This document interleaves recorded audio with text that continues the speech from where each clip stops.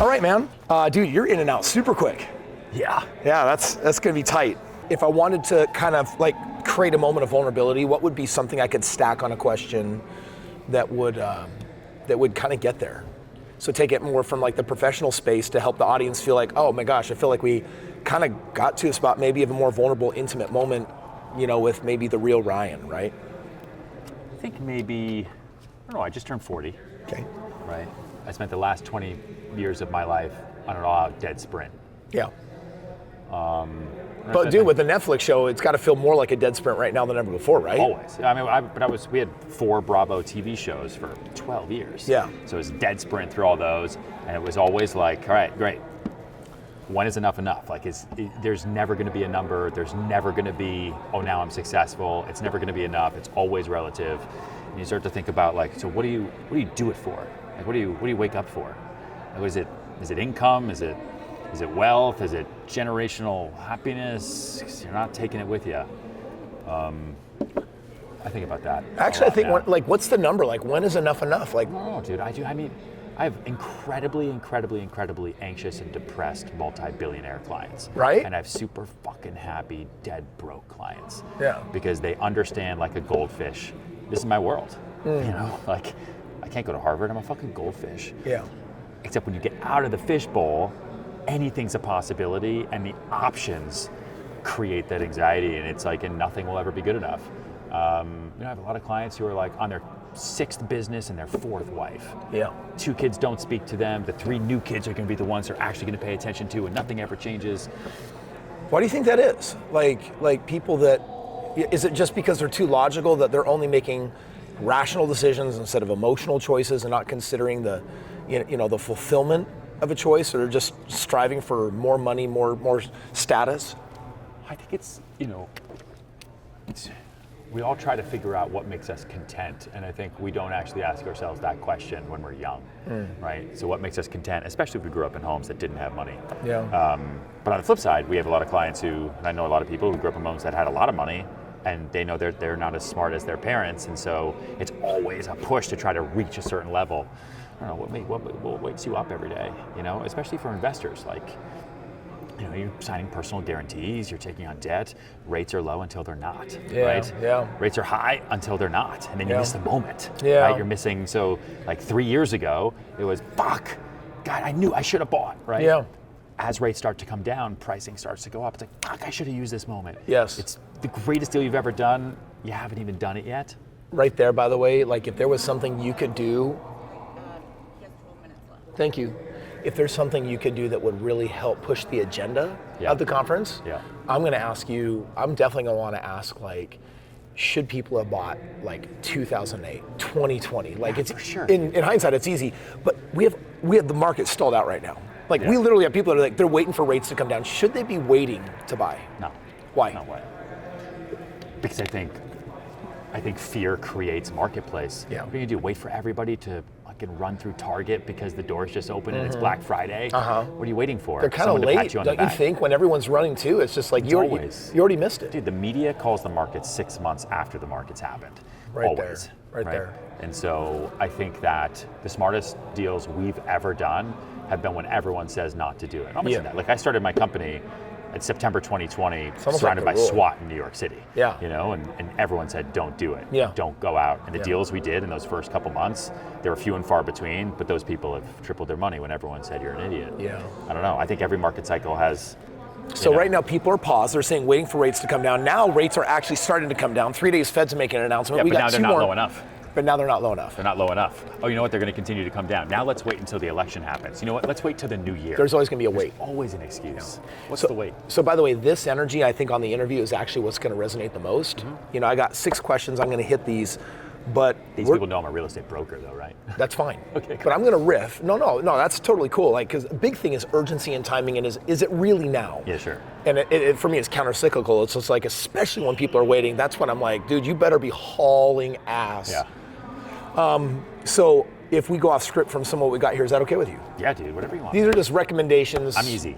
Good. Whatever you want. All right. Someone from the audience wants to jump up and fucking go nuts, we can do that too. Great. Whatever. It doesn't matter to me. Okay, I like it. Personal life. Do you have wife, kids, anything? Or wife, we have one daughter, one 5-year-old, just started kindergarten. How do you do balance with all of your hecticness in that? Or is it not hectic?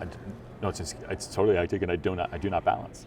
Okay. You know, there's no balance. Yeah. And are they just understanding? And it depends on the week. Like it's a never-ending battle. Like you do your best, you know, and you have to learn. Like, you know, it's like your like work and life are they're not gifts, they're loans. Oh. You know, and you have to make that payment every month. Yeah. And if you forget about it, you go into foreclosure, which is either divorce or bankruptcy. Yeah. And like I just have to always remind myself of that and like put in the time. So like part of the reason I'm going to fly right back tonight is so I can get to New York by 11 o'clock. I'm waking up tomorrow. It's Dadder-Day. Yeah. I told her like I don't want to miss Dadder-Day, and I'm taking her. You know, I'm tall, you're tall. My she's 5, and she's like one head above every other little girl in her school. The boys are like this big. My second daughter was just like that. You know, super tall, and so I'm taking her to her first ever WNBA game, and she doesn't know that girls can play basketball. She still doesn't understand. And so I'm going to take her to see a basketball game. And so you're basically investing in your family, and you're basically saying... Yeah, one day a week. One day. Then I go back to work on Sunday. Yeah. You know, and then travel and run around all next week. Next week's a crazy week, and you have to do the best you can. I try not to find balance, man. I try to find synergy. Like that's always been a much better word for me. I like that. Right? So it's like I will bring, you know, the public stuff gets weird for them, but like I'll bring Zena to work. I'll bring her to events. Like, hey, I've got this thing, come with me. I'll put it in front of Amelia, my wife, and say, let's go. And a lot of times she doesn't want to, then great. But at least synergy was on the table. Yeah. You know? What does she like about being married to you? I don't know. I don't think anything at this point. I think she thinks I'm a good guy. I'm a good dad. I'm light on vices. You know, I think you can really only have like one true love. I think honestly, at a time anyway. And I think I thought I could do both, but it's like work ends up taking that one true love spot a lot, and it's hard. You know. And then you take a step back and you're like, wait, why did I care so much? Yeah. What's the most important thing in my life? Do you think 10 years from now you'll look back and have regrets on the way you're living your life today? Or do you feel like you've de-risked that? No, I think I have regrets now. I have regrets now about, I never want to have regrets, but I definitely wish that I had played things a little bit differently in my 30s, and maybe I'd be in a different spot personally, but I might not be in a different spot professionally. Yeah. There's nothing else I could have done differently to get me to where I am today. Professionally, I've run that. And so now I say, okay, I did that for the last 20 years. What's the next 20 years look like? Yeah. Like, where am I going to be? How can I start acting like Ryan 50 years old, Ryan 60 years old? Yeah. What's that guy look like? And how can I go from the power of yes to the power of no? And how can I conserve resources and energy and move forward that way? When you do your first 30 minutes, is it professionally centered? Like, what do you think the major summary takeaway is going to be 30 minutes after watching you on stage before we hit this? I don't know. I typically black out, wing it. Because the reason why I'm asking is because like I want to create balance to their experience. That if it was like a lot of professional, I want to hit more personal. It's a little bit, you know, what I'll talk about, I think, is a little bit of a mix. Like I'm a real estate broker and I do deals all day. So I'll talk about deals and kind of like what I've kind of learned from deals and what the takeaway is. A little bit of backstory and mindset moving forward. I think that makes the most sense and like be a lot of time. Otherwise, it's boring or it's fucking all over the place, and that doesn't make sense either. Okay, I like it. What do you like in your world? What are you most known for that you're proud of? Like, what's the stat where you're like, dude, I spent my whole career getting to this thing that people introduce me for? What do you think that is? My gray hair, probably. Is it real or fake? It's super real. I went gray when I was 16. I know, dude. It's sweet looking. I like it. Yeah, no, it's not fake, no. I used to dye it, and then it was just a pain in the ass. And then people stopped asking me how old I was, because I looked so young. And that was helpful in this business. Yeah. I don't know. I mean, listen, we sell a lot. I mean, we do, I think I'll cross 12 billion this year. Jeez. In sales, so that's probably how people, and then the reality TV thing. So Netflix, Bravo. Those are the two things. Yeah. 12 billion, how does that rank you amongst like the top of the top? I don't know, for individual sales, I mean, highest. I mean, I was the number one salesperson in New York City starting in 2016 until I started my own thing in 2020, like by far. Yeah. And New York is the biggest volume market. It's hard to do that elsewhere. Yeah. Right. I mean, you can have like a 1,000 person team at like a cap model brokerage, but that's very different.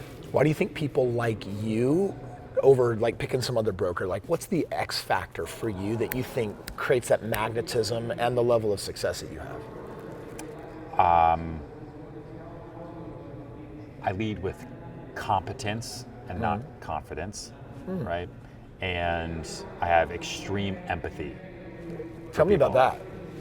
I mean, if you're selling something and you want a certain price, I'm not like, this is your show. You know, let's get the deal done, and I'm here and I work for the deal, right? I let the competence lead the conversation forward. Otherwise, you're overconfident and you're just asking questions to reply instead of asking questions to respond, which is how you sell, right? Yeah. And then the empathy enables me to cry when they're upset, laugh when they're happy, and ride that enthusiasm roller coaster, because that's what sales is. It's a transfer of enthusiasm. I don't ever sell a fucking house. Like, no one cares about Crown Holdings at the end of the day. They need a place where their kids are happy and dad can come home, and or it's a good flip, or it's a good ROI, or whatever the situation may be. And so you can lean in on that. We're gonna walk as we keep talking. This is great. How many speaking gigs a year do you do like this? I used to do a lot more. It just doesn't, we're just too busy at work now, and it's just too crazy.